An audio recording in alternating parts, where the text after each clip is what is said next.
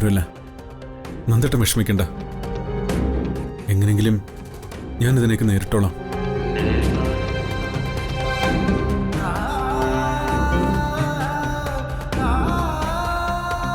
എന്റെ കുഞ്ഞിനെ എനിക്ക് രക്ഷിച്ചേ പറ്റൂ.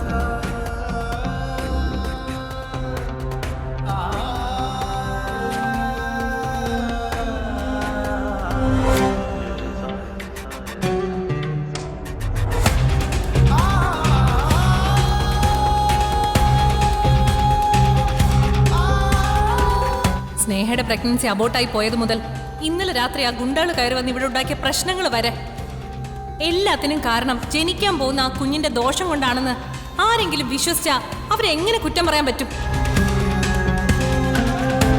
നിന്റെ വയറ്റിൽ കിടക്കുന്ന കുഞ്ഞ് ഈ വീട്ടിൽ ജനിച്ചാ ഇവിടെ ഒരു മരണം നടക്കും. ഈ വീട്ടിലെ ആണുങ്ങളിൽ ഒരാൾക്ക് അകാല മൃത്യു സംഭവിക്കും.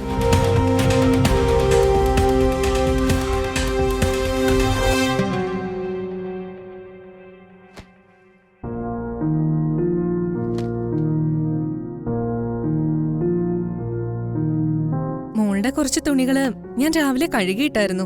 ഇപ്പോഴാ ഓർത്തത്.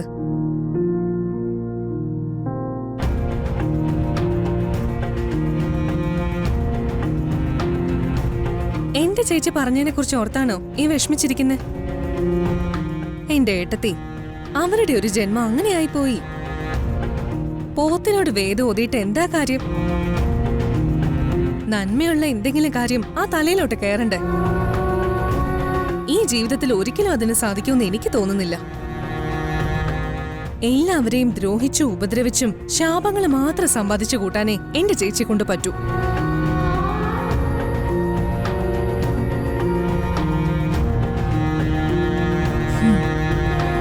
ഏട്ടത്തി, അവര് പറഞ്ഞതെല്ലാം ഞാൻ കേട്ടു. ആരൊക്കെ എന്തൊക്കെ പറഞ്ഞാലും അർച്ചന ഏട്ടത്തിയുടെ കുഞ്ഞിനെ കുറിച്ച് ഞങ്ങൾ ആരും അങ്ങനെ ചിന്തിക്കത്തില്ല.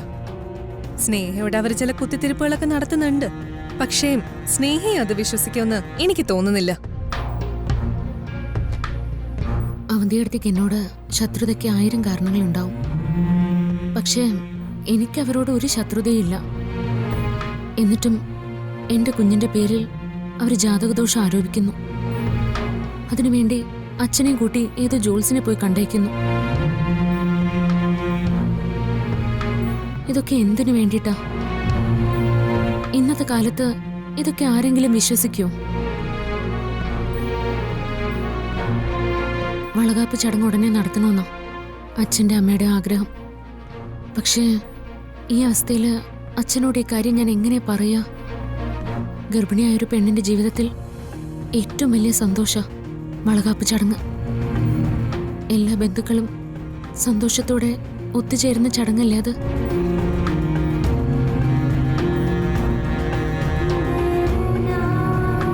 അവന്തിയടുത്ത് ഈ കുത്തിത്തിരിപ്പുണ്ടാക്കുന്നത് കാരണം അച്ഛനോട് ഇതെങ്ങനെ പറയൂന്നുള്ള സംശയത്തിലാണ് ഞാൻ. അതിനെന്താ സംശയിക്കുന്നേ? ഗർഭിണിയായിരിക്കുമ്പോ നടത്തേണ്ട ചടങ്ങല്ലേ അത്? ഏട്ടത്തി, നമ്മൾ മുൻകൈ എടുത്ത് തന്നെ ആ ചടങ്ങ് നടത്തണം.